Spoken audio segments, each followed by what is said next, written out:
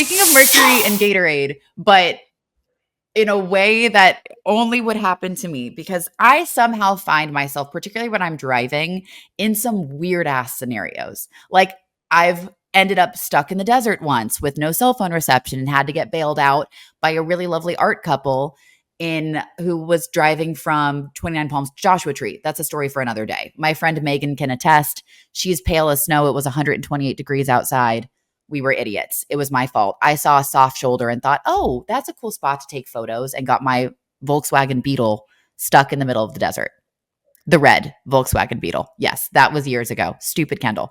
Anyway, similar, but not as bad. So I'm driving to DC, right? I'm talking to my mom on my phone. I have Shadow Man's car because I was just driving his car up really quick to get up to my place and then drive back because I had these like big meetings, right? So I'm driving back. I'm listening to podcasts. Shout out to my girl, Annie Elise, and her true crime podcast called Seriously, because it got me through this drive. However, it made me really paranoid. So when I stopped to pee at Chick-fil-A, which is usually like my stopping point, I literally thought everybody was going to try to like murder me, which not the greatest thing, but helpful in being alert. So anyway, I'm listening to true crime. I'm like deep involved in like all these murders, whatever. It's keeping me going. I was talking to my mom on the phone, so I missed the usual exit that I get off of when I get into DC to get to Shadow Man's house. So whatever, I'm driving. I missed it. I was like, here, let me hang up with you. Let me just listen to this podcast and get to him. So it starts like recalibrating my route, right? And it says to like veer right onto this other like part of the freeway. So I veer right. I am not kidding. I don't know what glitch happened in the universe or with Google Maps or Apple Maps, because I follow that and then the screen glitches and then it says that I'm on that freeway and I'm not, but I'm pulling off into some unmarked like military base. I am not kidding you. There are men outside with machine guns or like semi-automatic guns. They're in like full fatigues, like tan colored fatigues.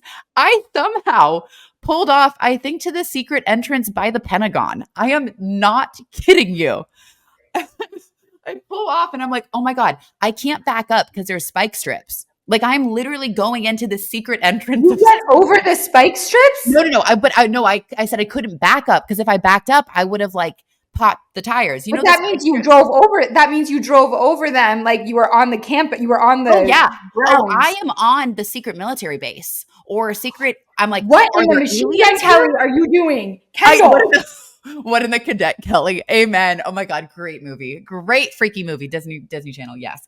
Anyway, so I'm start sweating. Speaking of getting nervous, and I pull into this like military base. These guys with guns are like staring at me. I'm like, I'm in the middle of DC. Like, where in the hell did I end up? I put the window down, and of course I'm flustered because it's not my car. So I have to figure out how to put the window down because it's not mine. Cue the cortisol smell. You put the window down, and he was like, "Whoa." He's like, "Whoa, did you kill something? Because it smells like it." And then to make matters worse, I put the window down, and it's my friend Annie on her podcast, and she goes, "So then when he murdered his wife," and it like blasts it because I was listening to it loud. So the guy looks at me, this like military guy. And he looks at me, I was like, hi, I'm so sorry. I'm in the wrong place. Where am I? I start like getting flustered. And he goes, hi, ma'am. And he's like, see that red line right there? I was like, yes, sir. And he's like, just follow that red line. Do not take your tires off of that red line. Follow that with the left-hand side of your car, peel out, and then careful because the on-ramp's really short, back onto the freeway. And I was like, okay. He's like, but again, do not veer off of the red line. And I was like, what the hell is going to happen if my tires are not on the red line? So I start driving down this like it's like a little baby cul-de-sac by this like guard station where all these guys with guns are, and they're staring at me. I get there. There's one of those like Humvee cars, you know, the military Humvees where it's like a truck bed in the back and it's covered with like a tarp. There's that. And then there's this big tent, like it looks like a bigger version of like the back of the Humvee with something hidden in it. And there's a guy, like there's a couple cars in front of the big tent.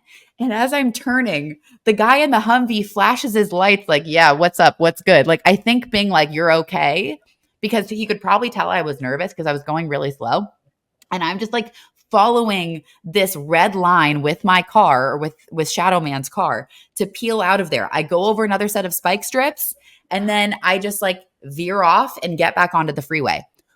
I don't know what I found, but there is some kind of, I mean, it was right by the Pentagon. I'm It's pretty like you sure. drove yourself into a parallel universe. Yes.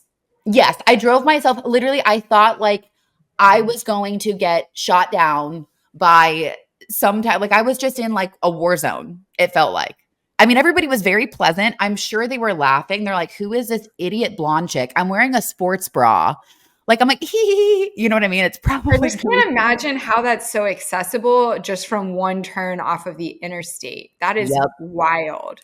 That's what was weird, because I was supposed to, I guess the freeway was supposed to, like, you know how it says like stay to the far right. So I stayed Yeah. to the far right, but I guess I don't know, maybe it was me and I veered too far to the right. It was not marked. You would have no idea, and literally you can't back up, because the second that you peel off, you're on the property, and there's like all these military guys there. So sure enough, Shadow Man calls me because he's watching my location, and he goes, babe, are you good? Like, where were you? I'm like, you will not believe it. I found a secret entrance to something. He goes, you were kind of close to the Pentagon. I wonder if it was like some other setup over there. I was like, yeah, there were guys with guns, and there was a Humvee, and they told me to drive on this red line. It was wild. So God. yeah, leave it to me to find places I shouldn't go with my car, because that's pretty much guaranteed if you're a passenger and I'm driving.